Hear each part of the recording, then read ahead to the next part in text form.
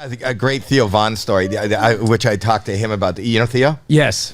Theo, one of the funniest stories I've ever heard is years ago, he got asked to host a benefit for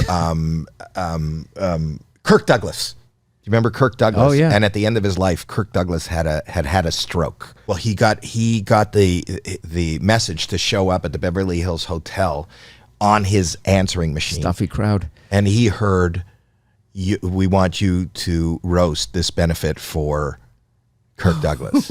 Not host. Not her host. He heard roast.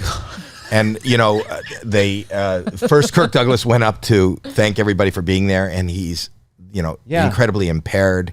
He couldn't speak. Oh, God. And then Theo Von went up to host and goes, what kind of fucking movie star? He can't even, there's no consonants. He has no consonants. Everything's I, ow, you. Like, what is this? And what's her name that was Norma Ray? Who played Norma Ray? Sally Field. Ran up on stage, pulled him off the stage, said, what the fuck are you doing? And they had him leave the building. Oh my God. Yeah, and he said his career went into the toilet for like a month after that. It's a great story. Ask him if you ever bump into him. You think Publicists Guild, they fucking give you some intel, right? So I had nothing, bro. They sent me out there, and I thought I was a roast. So we wrote all these roast jokes. Me and my friend Matt Weiss wrote the roast jokes about Kirk Douglas. Yeah. And the man is like 95 years old. He can't speak. Didn't you call attention to that in the roast? How good an actor is he? He can't even, everything's a vowel.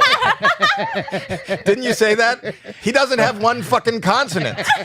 And then you get up to do the roast. Listen to this guy.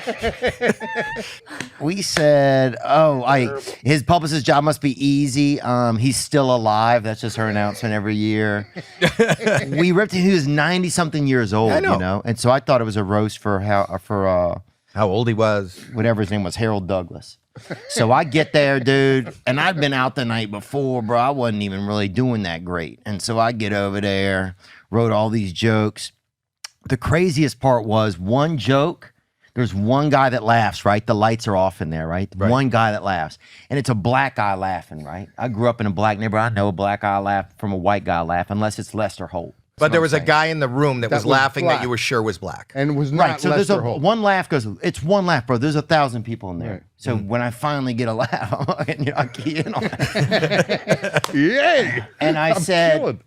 and I think the joke had maybe had a little some racial undertone. So the one guy who laughs is black. And I'm like, at least the brother laughed for me, right? I said that, right?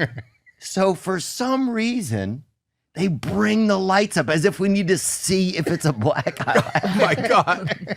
The only thing that went right in the whole production is that at some point when I mentioned that that's a black guy laughing, they bring the fucking lights up. And it was Lester Holt. it was Lester Holt. Yeah. The one black guy they invited to the thing enjoyed it. But didn't they come up and stop you? Oh yeah, they shut me down. Didn't Sally Fields come up and stop you and say, No, what the Sally Field was good. I remember this was the craziest part.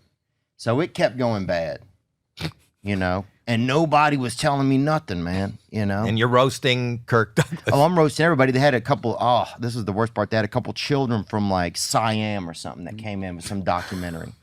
And I roasted those bastards. I just didn't know what was going on. Bro, there was no rehearsal. I didn't even know what the fuck this thing was, Some dude. orphan children. Yeah. He's There's roasting. no thing, man, and everybody's eating out there eating salmon, bro. And the worst part was I went backstage. Robert Downey Jr.'s back there with the guy, I want to say Corbin Burnson. Is that a man? Yeah, yes, it is a man. And a white man. It is? Yeah. And a white man. So Corbin Burnson and Robert Downey Jr. are standing backstage. And this is before Iron Man. This is when he had just, I think, messed with the hookers or something. Okay. Or the men. Whatever happened, I don't know. Who didn't do it? I don't know what it was, man. Oh, when he got high and then he woke up in somebody else's house? Yeah, whatever you want to call it. Okay, Gay chicken. we've all got It was different. a version of gay chicken. We've all we Robert all, Downey Jr. I don't we all remember. tell different elements of the story, but but he was at he was backstage. Oh wait, maybe Iron Man he started doing Iron Man. That's Okay. right. All right. Yeah, because I'm thinking years before I'd seen him at a party when I first got to town, and everybody was like or people were saying mean stuff about him at the party. But this was at the hotel, the Wilshire Motel. So I'm over there, Wilshire Motel. or wherever it was, the Publishers Guild, Beverly Yeah. Hills. Beverly Hills, Oh, Yeah, Beverly Wilshire. the motel. whatever it was, dude. I don't know. They fucking made me park far off. So the further I park, the more motel it gets. So anyway, I'm backstage. He's back there. Oh, this is what happened. He goes, and they knew it was going bad. They knew it was going bad. I mean, you know it's bad when Iron Man shows up, right? To stop everything. He's saving. And he goes, hey, man, in 10 years, nobody will remember this. And it's crazy because 5 years later, I'd seen him at a low point in his career, or, at the media's low point in his career. Yeah. And so coming from him, it was like a nice thing to hear because here he was. That's a beautiful compliment. What year was